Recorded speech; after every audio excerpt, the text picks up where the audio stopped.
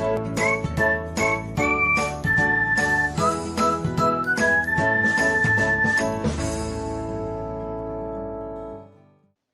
everyone, welcome back to another episode of Technology Glance.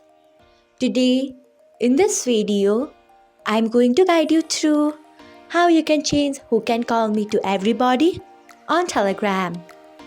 So, let's get started. Firstly, open Telegram app in your device. Then tap on three lines icon. Next, tap on Settings. After that, tap on Privacy and Security.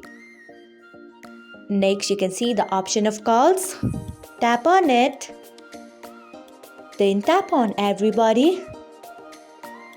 Then you can see the option of tick button on top right corner. Tap on it. So, this is how you can change Who Can Call Me to Everybody on Telegram. Thanks for watching. If you found this guide helpful, we would love it if you hit the thumbs up button below. We upload great new tech tutorials like this one every day, so do not forget to subscribe to our channel and hit the bell icon so that you'll never miss another update.